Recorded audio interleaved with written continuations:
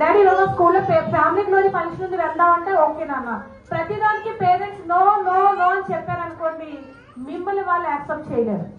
So మన parents ఏంటంటే వాళ్ళు చెప్పిన దానికి మనం ఎస్ చెప్తూనే వాళ్ళు ఏదైనా కరెక్ట్ కాదు అనుకున్నప్పుడు అది కరెక్ట్ కాదమ్మా, ఆ సైడ్ మనం వెళ్ళకూడదని రాంగ్ గా చూపించాలి. అలా కాకుండా మన ప్రతిదానికి మనం నో అన్నాం అనుకోండి, మా పేరెంట్స్ ఎప్పుడు అంతే మనం చెప్పింది వాళ్ళు వినరు, ఇంకా అలాంటప్పుడు ఎందుకు అని చెప్పేసి వాళ్ళు మనకి రివర్స్ లో వెళ్తున్నారు. కావున ఏంటంటే ప్రతి పిల్లలకు కూడా కొన్ని ఇష్టాలు ఉంటాయండి, కొన్ని హావభావాలు ఉంటాయి. వాళ్ళ ఇష్టాలు కూడా మనం స్వీకరించాలి.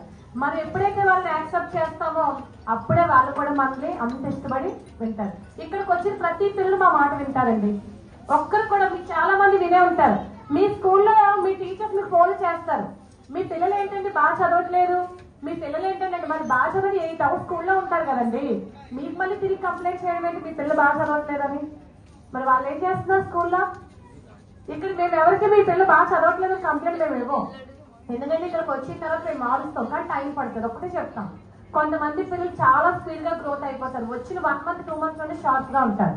కొంతమందికి 1 year పడుతుంది, కొంతమందికి 3 years or 5 years పడుతుంది. ఎందుకంటే 3 types ఆఫ్ ఉంటారు. మాకు ట్రైనింగ్ లో టీచర్ ట్రైనింగ్ లో అదే చెప్పారు.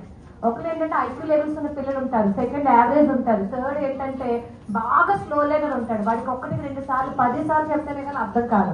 ఆ ఓపిక పేషెన్సీ తల్లిదండ్రులకి ఉండాలి, టీచర్స్ కి ఉండాలి. పక్క వాడితో ఎప్పుడు కంపేర్ చేయకండి. ఆడు మంచి ర్యాంక్ వస్తుంది నువ్వేం చేస్తున్నావు అనకండి.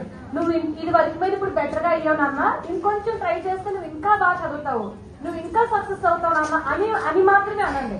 నువ్వు వేస్ట్, నువ్వు చదవు అని ఎప్పుడు అనొద్దు.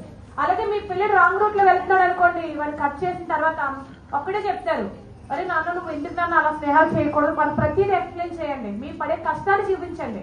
మీరు ఎంత నేను ఈ రోజు మొన్న ఎస్ఏ రైటింగ్ పెడితేనండి, మన శ్రీగౌరి వివేక్ సోషల్ మీద వారు ఎంత అభిమానాలు చూపిస్తారో ఎస్ఏ రైటింగ్ లో చూపించారండి.